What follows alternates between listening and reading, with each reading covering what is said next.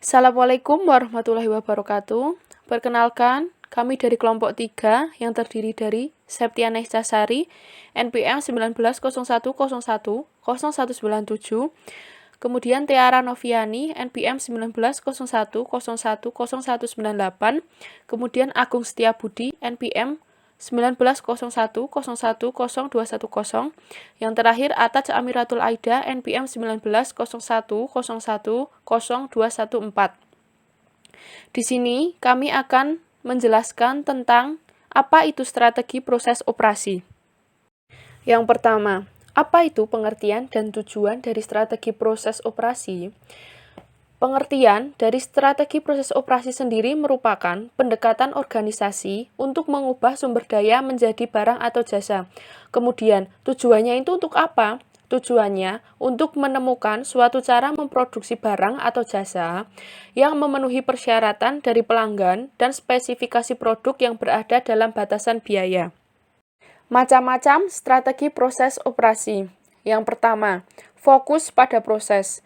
Dalam sebuah pabrik, proses yang ada mungkin berupa bagian yang menangani pengelasan, penghalusan, dan pengecetan. Sedangkan di sebuah kantor, proses yang ada dapat berupa penanganan utang piutang, penanganan penjualan, dan penanganan pembayaran. Yang kedua, fokus berulang adalah proses produksi yang berorientasi pada produk yang menggunakan modul.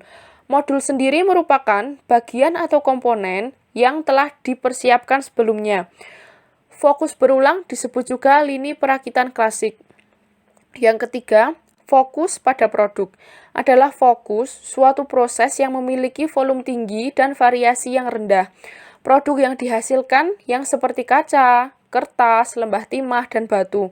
Fokus pada produk biasanya membutuhkan biaya tetap yang tinggi, tetapi biaya variabel rendah. Yang keempat, fokus mass customization adalah pembuatan produk dan jasa yang dapat memenuhi keinginan pelanggan yang semakin unik, secara cermat dan murah. Baik, poin selanjutnya yaitu rangkaian desain proses. Jadi ada 5 perangkat yang dapat membantu memahami tentang desain proses itu sendiri. Yang pertama ada diagram alir. Ini merupakan suatu skema atau gambaran dari perpindahan bahan, produk, ataupun orang. Jadi diagram ini tuh membantu untuk menganalisa, mengkomunikasikan, dan juga memahami sebuah proses yang ada dalam perusahaan itu sendiri. Yang kedua, ada pemetaan fungsi waktu. Ini merupakan sebuah diagram alir yang menganalisis kemungkinan pengguna untuk mengidentifikasi dan menghilangkan pemborosan dalam langkah tambahan, pengulangan, dan keterlambatan yang tidak perlu. Jadi, sebenarnya dalam fungsi waktu ini mirip dengan diagram alir, namun lebih memungkinkan para penggunanya ini dapat dalam pemetaan fungsi waktu ini bisa mengeliminasi pemborosan mana yang terjadi pada prosedur yang berlebihan ataupun pada duplikasi ataupun juga pada penundaan. Nah, sedangkan yang ketiga ini ada pemetaan aliran nilai. Nah, pemetaan aliran nilai ini adalah sebuah proses yang membantu manajer memahami bagaimana menambahkan nilai pada bahan dan informasi keseluruhan dalam proses produksi itu. Kemudian rangkaian desain proses yang keempat yaitu diagram proses. Diagram proses menggunakan simbol, waktu, dan cara untuk mendapatkan cara objektif dan terstruktur untuk menganalisis dan mencatat berbagai aktivitas yang membentuk sebuah proses. Kemudian yang kelima, perencanaan pelayanan. Perencanaan pelayanan merupakan teknik analisis proses yang memusatkan perhatian kepada pelanggan dan interaksi penyedia layanan dengan pelanggannya. Di sini perencanaan pelayanan lebih memusatkan untuk kepuasan pelanggan. Kemudian teknologi produksi. Yang pertama yaitu teknologi mesin. Di mana teknologi mesin saat ini memiliki waktu produksi tentunya lebih cepat dibandingkan pada generasi sebelumnya. Jadi dengan penggunaan teknologi mesin akan meminimalisir penggunaan waktu dalam proses produksi. Kemudian yang kedua, Automatic Identification System atau EIS. Peralatan baru dikontrol dengan sinyal elektronik digital sehingga manajer mengakses data melalui sistem digital. Jadi EIS ini akan mempermudah manajer untuk mengontrol setiap kegiatan dengan menggunakan elektronik digital. Kemudian yang ketiga, proses pengendalian merupakan penggunaan teknologi informasi untuk memonitor dan mengontrol proses fisik. Kemudian yang keempat, vision system digunakan ketika item yang diperiksa memiliki kemiripan karena vision system memiliki keakuratan yang konsisten.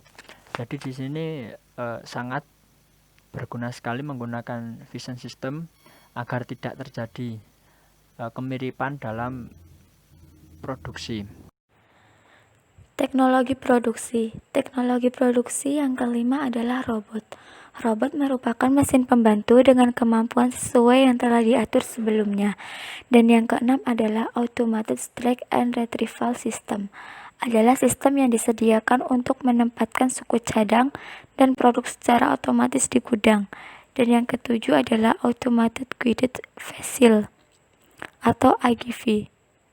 Adalah kereta yang dipandu dan dikontrol secara elektronik di bidang manufaktur untuk menggerakkan suku cadang yang beralatan.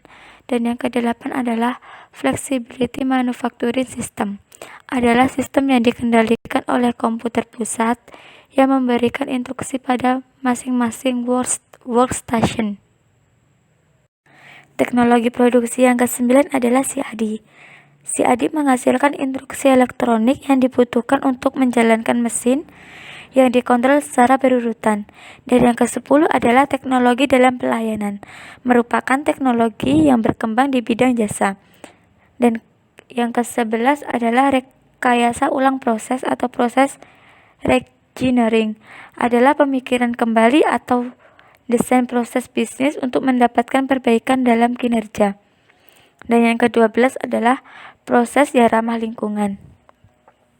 Proses yang ramah lingkungan dapat dilakukan dengan berbagai cara, baik yang dianggap masyarakat bertanggung jawab ataupun tindakan yang diharuskan oleh hukum. Yang ke-13 adalah kapasitas.